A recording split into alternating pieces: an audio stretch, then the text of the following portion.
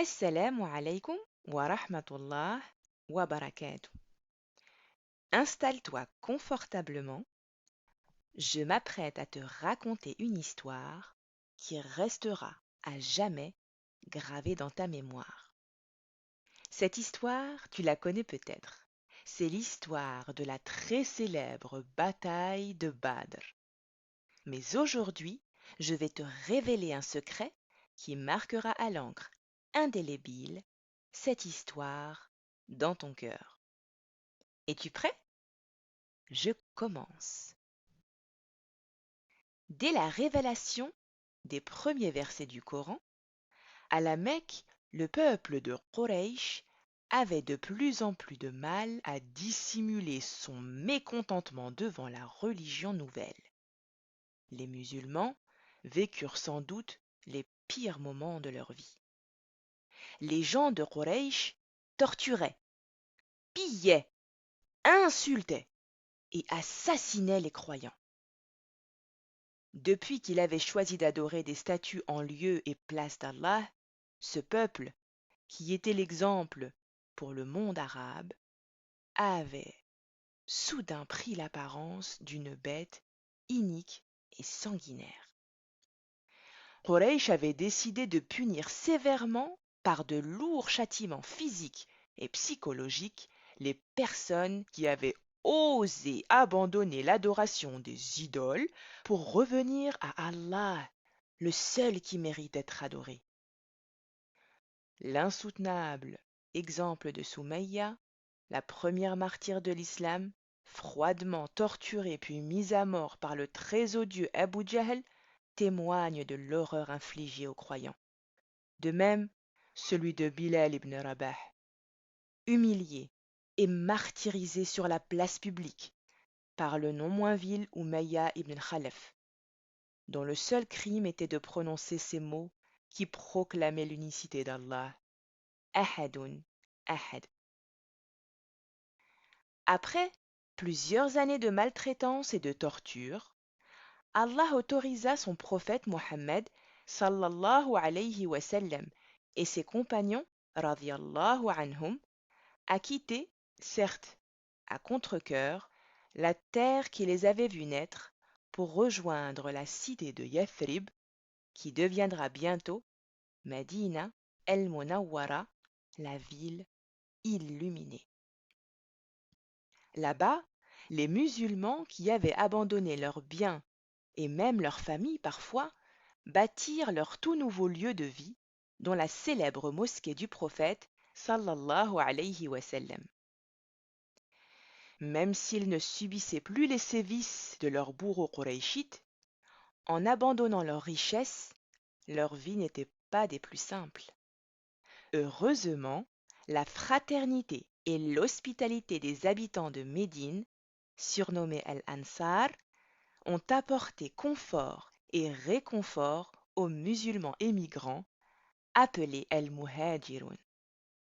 Muhajirun et Ansar étaient devenus une véritable famille dont les liens de fraternité se renforçaient à mesure que le temps passait.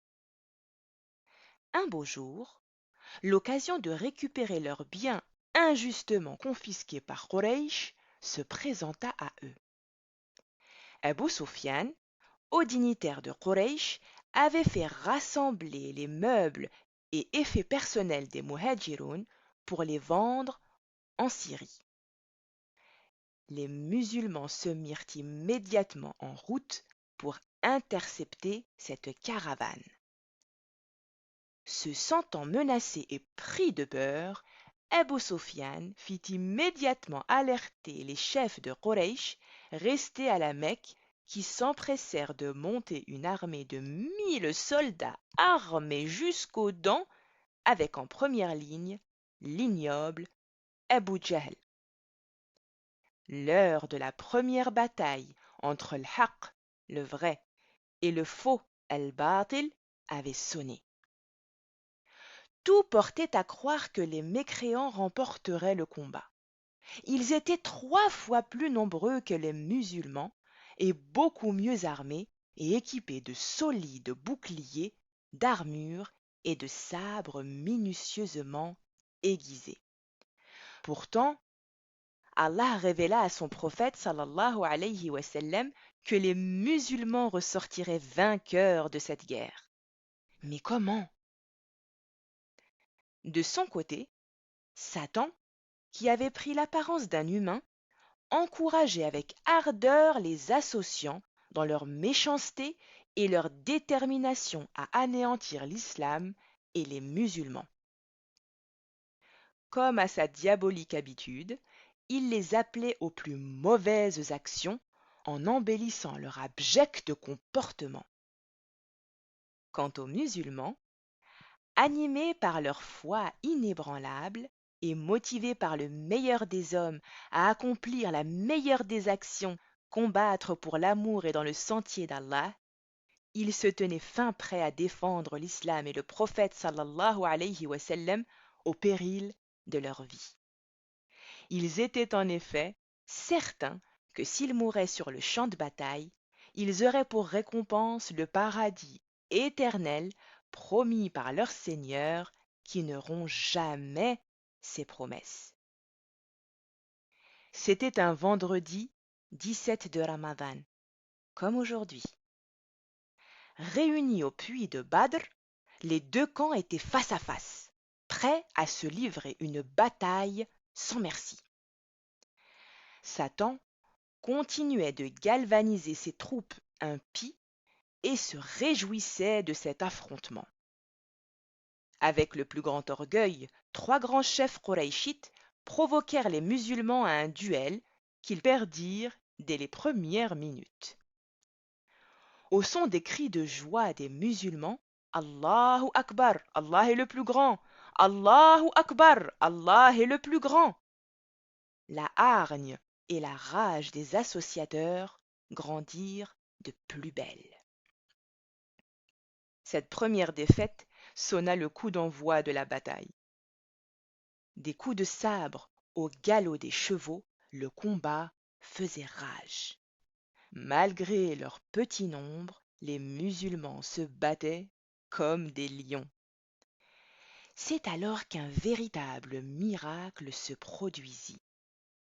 La promesse de leur Seigneur était sur le point de s'accomplir. Des centaines d'anges, tout droit descendus du ciel, avec à leur tête Jibril alayhi salam, vinrent prêter main forte à l'armée musulmane. Devant ce prodigieux spectacle, de 1000 militaires angéliques sur leurs magnifiques chevaux blancs immaculés qui frappaient l'ennemi, Satan le maudit prit la fuite.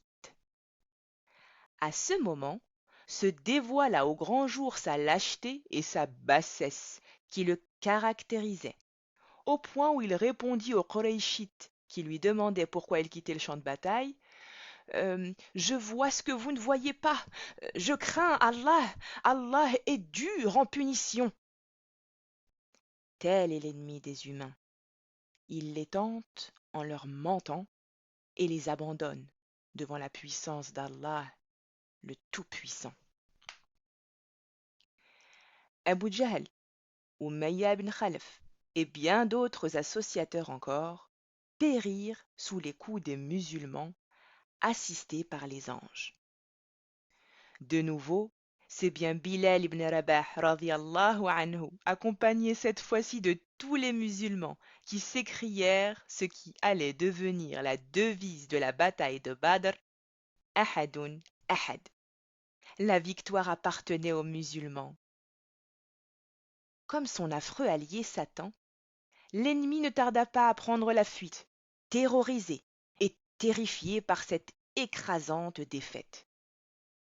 Allah al-Adl, le juste, n'a pas hésité à soutenir les croyants, en envoyant pour cela 1000 êtres de lumière à la force exceptionnelle vaincre cette grande armée de Quraysh.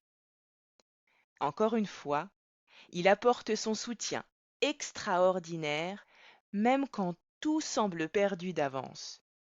Une solution de là où on s'y attend le moins. C'était un 17 du mois béni de Ramadan, comme aujourd'hui. mais il y a de cela plus de 1400 ans déjà.